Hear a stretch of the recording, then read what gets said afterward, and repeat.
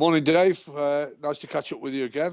It's a bit of a free week this week in terms of working with your players. What happened yesterday? Did you get together and have a look at the video, and what have you found out? Yeah, we watched the video. Not so very long. The crazy thing is, we didn't play bad. It sounds crazy, but it's true. You know, I don't think we deserved to be 3-up in the first instance, but we were devastating on the counter-attack, and I think Brian said that as well. And they controlled the majority of the first half. And then the second half, we probably played better. But Rochdale didn't put us under any pressure, but we conceded 3 goals.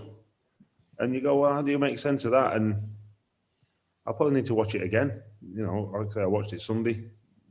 Another video, part of the game with the lads as well yesterday. And I probably still need to watch it again to fully get to the bottom of it. It was a crazy, strange game. Like I said, we didn't play badly. We didn't. So it was one of them games where I think the draw was probably a fair result. That's the truth when you watch it back. But then when you put yourself in such a strong position, it can't be a draw. So even though it might be hard to believe, the performance was okay. Even in the second half, the performance was okay. What was poor in the end was the result, because we put ourselves in such a fantastic position. But like I said after the game, the silver lining is we're still unbeaten. But it is disappointing. Exactly right. When football comes around, it's always about the next game and preparing for the next game. Not a bad position to be in as you move on. 9th in the table and only a couple of points away from the top 5 or 6 places. So there's still plenty to play for, and still plenty of things that can be an exciting end to the season. Yeah, you're right. You're saying all the words that I'd be saying, Graham. That's the position we find ourselves in. There's 24, 25 games left. I don't think we're even half the way through yet. It seems, there's some teams that might even struggle to get the games in, but that's how the cookie crumbles, I'm afraid. There's calls for season to be stopped and season to be extended. You have to play the games. You have to get the teams out there. You have to look after the players. And so we think we're in a good position, but we've got to make sure we take full advantage of the platform we've given ourselves, because that's all it is at the minute. You've just been talking there about how the season is progressing. Fingers crossed your games are pretty good in terms of how many you've got played. You had your COVID testing last week. You lost a couple of first-team players that are in your squad for the game of the weekend. What's the latest? And has the latest round of testing interrupted sort of preparation and training with your players? No, we're going to get tested twice this week, but we haven't had the test delivered to us yet. So whether that happens to be twice or once this week, because we haven't had the tests, I don't know. And like I said, we lost a couple last week. We had 3 first-year pros, 2 centre-halves, a goalkeeper and a striker on the bench on Saturday. It's probably the most inexperienced we've been all season as an 18. However, get the games played. You won't hear me complaining. I think Rochdale had the strongest they've probably had all season. That doesn't, they're making subs left, right, and centre. We've hardly made any subs the last few games because of where we're at. So, well, injuries and COVID and suspensions and a bit of illness, not COVID illnesses. So you go, well, that's where you're at. I'm hearing plenty of people within football saying the season should be stopped. One, well, it just so happens that they'd end up top of the league on points per game. There's somebody who's absolutely struggling right at the bottom of the league and needs time to readjust his team and get players in. There's another one in a very similar position. I'm going, you've got to see through that. That's just baloney, if you like. They're doing it for ulterior motives. They'll come at it, it's health. It's health, definitely. I'm thinking, no, you need time. you're massively benefiting from it. That's and we're getting tested twice a week from now on. So it's like people talking about the incidence rate in football. That's because we're testing everyone and picking up all the asymptomatics. We're actually doing a better job than everyone else. I'm pretty certain if everyone in the public got tested, the numbers would jump through the roof in terms of who had it. Because the COVID cases at the minute that are coming out are, I would imagine, I presume, the symptomatic cases. Because people don't go and get a test if they're not showing any symptoms. So our incidence is high because, as a football industry, because we're testing regularly, routinely. So, we're catching more people quicker and earlier than any other industry probably in the country, maybe bar the health service. So I think we're doing a better job than, people are using that as a stick to beat the football industry with. And I'm saying, well, that's because we're so robust in our procedures and protocols. And if that carries on, then we're actually minimising the risk because we're highlighting all these cases. We're not exposing asymptomatic footballers to anything else, because within a day or two, we all know they've got it, and then they have to do the 10 days. Whereas Joe Public, who walked into a supermarket or God forbid, meets friends and everything else, that's who is spreading it, but they don't have a test. Well, it's football industry, look, there's loads of cases. Yeah, because we're testing loads of times, that's why. Well, fingers crossed you can get a clean bill of health for the weekend. Just looking at one or two players now situation, Perry NG has now served a 6-match suspension. You have him back and hopefully he comes through his testing okay. It's been a good experience for Travis Johnson, though, to get his games under his belt. But Perry offers you something different and more qualities when he's in the team, doesn't he? Yeah, first of all, Travis has been exceptional. I mean, exceptional. I cannot fault him. He's finding his feet. He's come a long way in a relatively short period of time. I don't mean the last 6 games. I'm on about in the last 2 years, really. He's still got a long way to go. But where he was as a first-year pro, as an 18-year-old, he was behind in his development. He's now rapidly catching up. And if he carries on, he's got to carry on. He's certainly not a finished article, I need to have a chat with him about his running stats, for example. Not because they're poor, but they're below what he does in the 23s. Now that's because he's finding his feet, don't want to make a mistake. Oh, that, brilliant, I get it. It's like, that shows that there's development to come, that there's more to come. Just that one little aspect, because he can get forward more, because he's got a great engine and he's a real good athlete. So he's been a real positive for us over the last 6 games. But that's the work that's been put into him and what he's achieved himself. Went on loan at Witton and places like that, and the development in the 23s with Alex Morris. So he's been a terrific little bonus for us over the last, well, I'm gonna say a few weeks, but it seems like forever that Perry's been out. I think he's been in exile shorter than Nelson Mandela, to be honest, but or longer than Nelson Mandela, I should say. So, so yeah, it's good to have him. Good to have Pez back. You just talked about development there. Do you look at?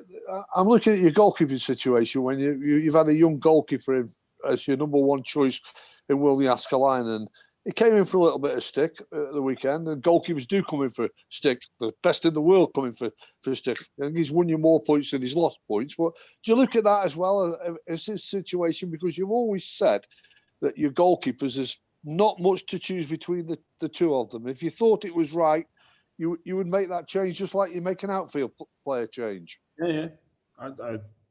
You're saying exactly, you're expressing exactly what my thoughts are. When I say nobody's place is safe, that sounds very drastic and it's dramatic and it's serious. Well, if you want to spin that way, then fine. That's football. We're in that kind of serious business. But the bottom line is that every player, whether it's a goalkeeper, the striker, the defender, midfielder, whichever, they've got to perform, and if they don't, then the place is in jeopardy. And Will's no different.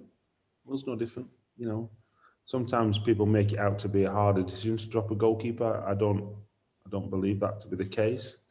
And I think you're seeing that more in football. I think that's, whereas in years gone past, the goalkeeper always played. Even in cup competitions now, and certainly even in Premier League games, managers change goalkeepers. They do. So it's not an issue. If Will's not performing, then he doesn't play. It's as simple as that. Well, last week, we just spoke about Perry and we were talking about transfer news. Can you bring us up to date what the fans are seeing and what we're all seeing? And I know you don't reveal everything; it's inside your four walls. But obviously, there's quite a bit of interest being shown by Blackburn Rovers, by the sounds of it, if we're right, on Harry Pickering. What's your play on it, and what can you tell your supporters? There's nothing much to say. They made a bid for him, we turned it down.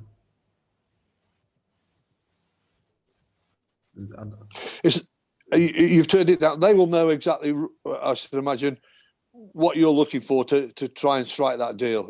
Would that be right? And they haven't reached that?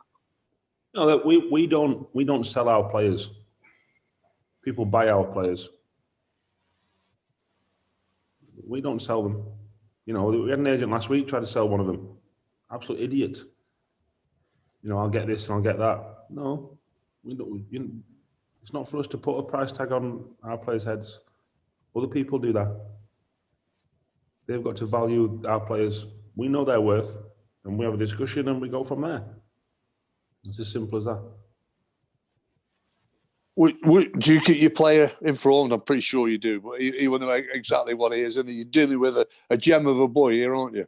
I spoke to him yesterday, and listen, I said to him, look, the outlook is very bright for Harry. I said, first of all, there's 3 weeks left of this window. 2 or 3 weeks left. I said, so there's a possibility that you might not be here at some point. However, if you're here, you've got another possibility in the summer to not be here and play at a higher level. I said, in the meantime, if you're still here, you'll be playing good football with your mates, with the possibility of trying to play higher. I said, so that looks a very rosy outlook in my book. And he goes, I agree. I went, well, just so you're all right and you understand that we've still got your best interests at heart, like we've had for the last 10 years. It doesn't change because if somebody makes a bid for one of our players, we've put 10 years or whatever it is, 8 years, 9 years into Harry. So we're not going to throw that out the window, in 1 month. That doesn't work like that. And that's the same with any of our players, whether they've got a long time left on the contract or very little time left on the contract. We don't then start going, he's a so-and-so, he won't sign his contract. And, it doesn't work like that. He's now a bad lad. He's now a bad lad. No, it doesn't work like that. So that's where we're at. Let's talk about David Artell then, the manager. Let's not. Oh yeah, let's talk about David Artell, the manager. We have to. I missed out on that. I can't believe I missed out on a 4-year period of being the manager, but I'll bring you into this one. It's your 200th game not out at the weekend against Plymouth. Really? First of all, congratulations on that. Well, tell us a little bit about how it's all changed for you from when you came into this chair talking to McGarry and Morse, and now you've still got McGarry but no Morse. But anyway, how's it all changed for you? Well, I suppose the positives, I've seen one of them off. I mean, hey, you team me up, Graham. I knock him in. Hey, I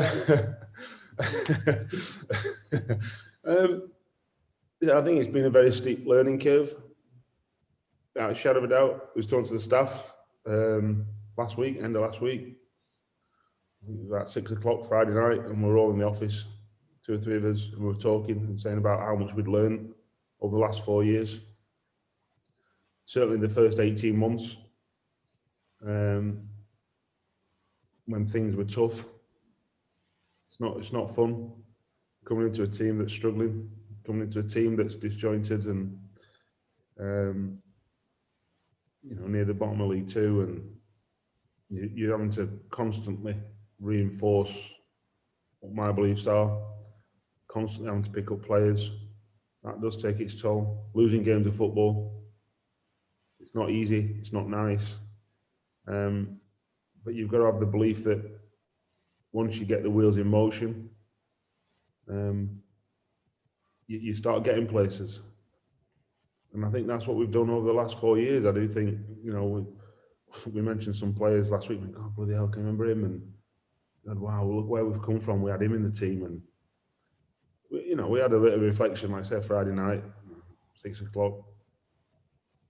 Everyone had gone home. There's a couple of us in the office, and you go, actually, we are certainly heading in the right direction.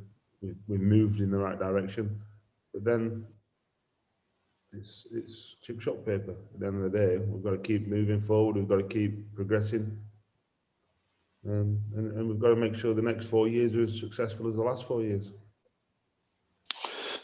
Yeah, to do what you are in the industry, it just shows how stable that club is, because I think you also now are the 6th longest serving manager in the whole, English football. So again, down to the stability of who you work for. Yeah, I won't have a bad word said against our board at all. They've been terrific to me personally. The support they show is unwavering. And that just makes my job that little bit easier when I'm offering unwavering support to players, knowing that the likelihood is I'll still be there in 3 months' time, 6 months' time.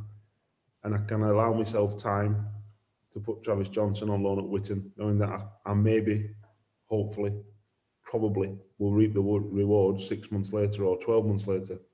And that's been proven with, like I said, Travis and Will, who's on loan everywhere, Owen Dale, Luke Cofford. There's lots of them. There's lots and lots and lots of them. But that only comes about because when you lose 4 on the spin or whatever we did in the first 18 months, the board are just going, go on, crack on, you'll be fine. I'm getting grey and stressed and, going for longer walks with the dog to try and work it all out.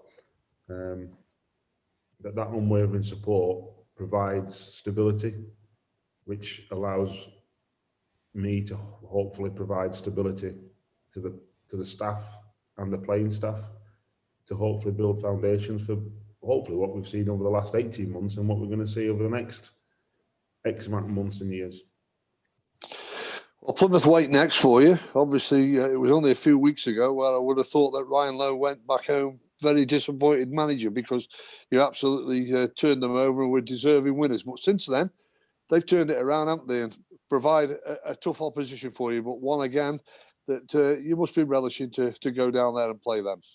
Yeah, like I said, we deserve to win at home. They're better at home.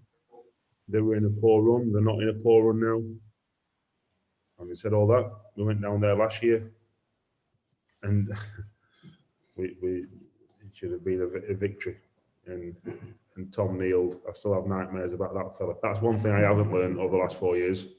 Honestly, referees ain't got any better. That's for sure.